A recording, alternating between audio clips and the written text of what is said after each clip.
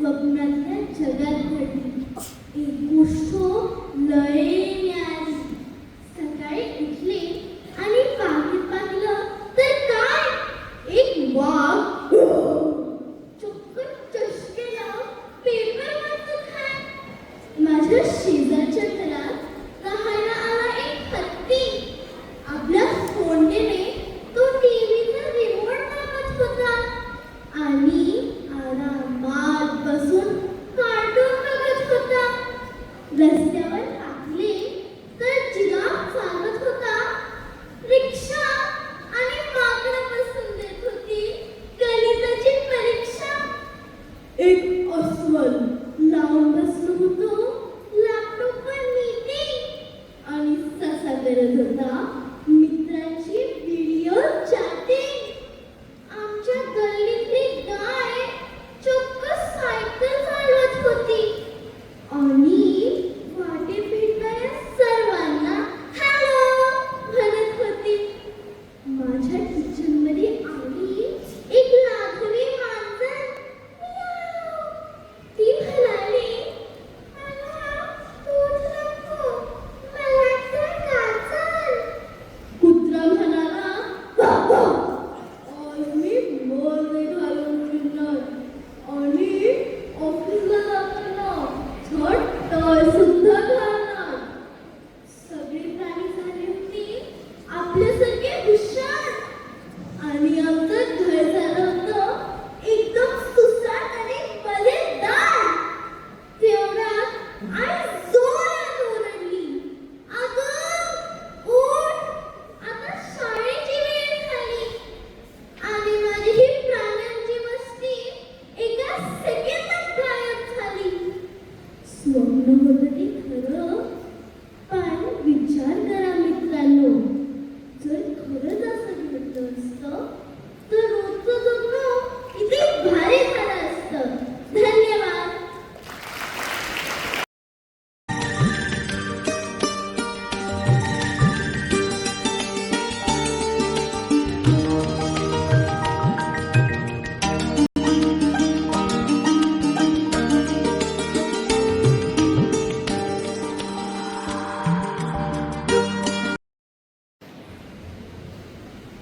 अहिराणीचे सुगम संगीत ठसका कोल्हापुरी. परिमळगंधित बोली गाठी भाषेची माधुरी.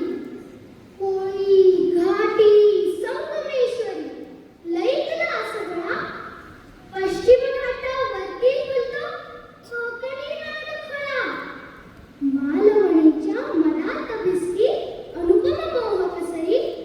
मालवणीच्या मनात भिसकी अनुपम मोहक सरी. परिमळगंधित बोली गाठी भाषेची माधुरी. पावरी तावडी चंदगडी संस्कृतीचा दिवा. डांगी दख्खनी भिल्ली बोली संस्कारांचा दुवा. विवेक सिंधू मध्ये उकलते झाडी बोली खरी. विवेक सिंधू मध्ये उकलते झाडी बोली खरी. परिमळगंधित बोली गाती भाषेची माधुरी. नागपुरी आणि बालाघाटी. नागपुरी आणि बालाघाटी.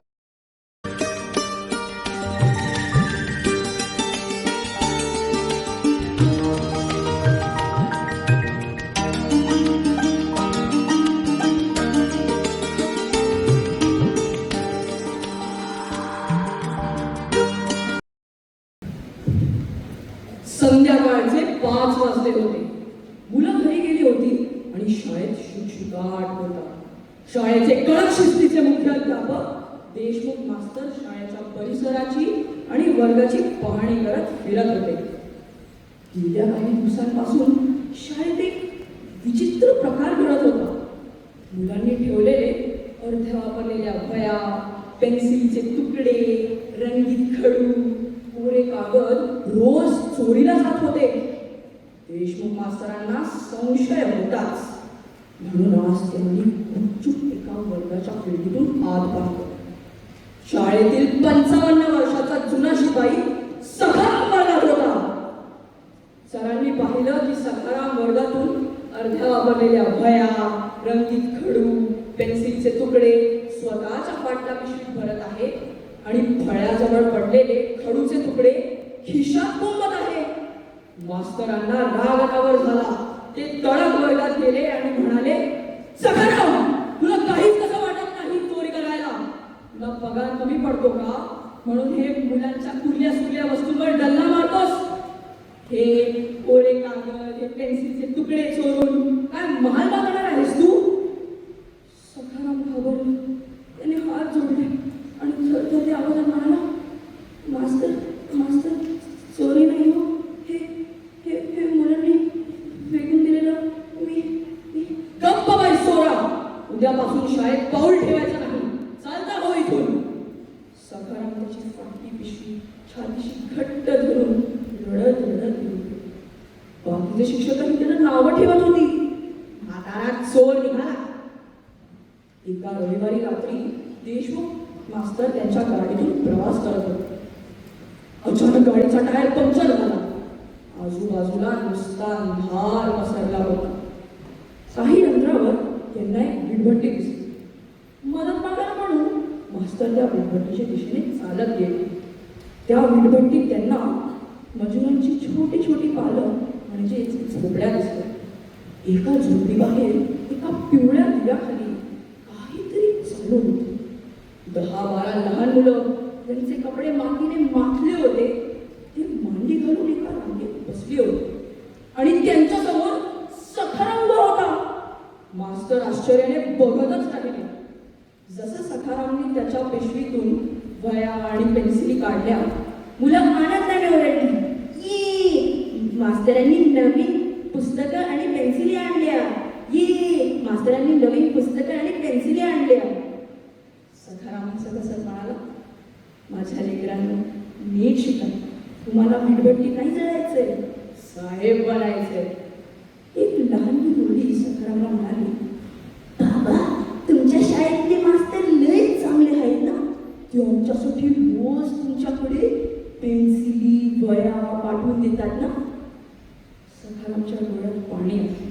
तो हसत हसत म्हणाला, हो बाळा, ते लई चांगले आहेत, अगदी देवासारखे आहेत. त्यांनीच दिलं हे समज.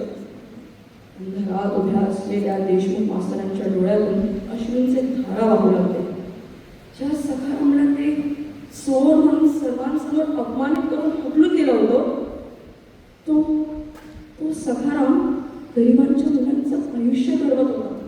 तो कचरा वेचत नव्हता, तो दिवे घडवत होता. मास्तर सखारामच्या दिशेने पळत गेले. मास्तर, इथे मी. देशमुख मास्तरांनी काहीच न बोलता सखारामचे मातीने माखलेले पाय धरले आणि ओक्सा बोक्षी रंगलं. मला माफ कर सखाराम, मी तुला एवढं ओरडलं, पण तू मला देव म्हणलास आणि मी शिक्षण घेतलेला एक अडाणी माणूस आहे, पण तू खरा शिक्षक आहेस. मी कचरा बघितला, पण तू त्या कचऱ्याचा स्वर्ग बघितलास.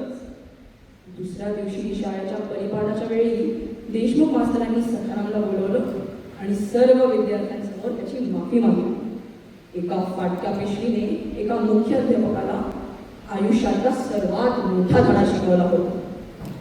कधी कधी आपण जे डोळ्याने बघतो ते पूर्ण सत्य नसतं.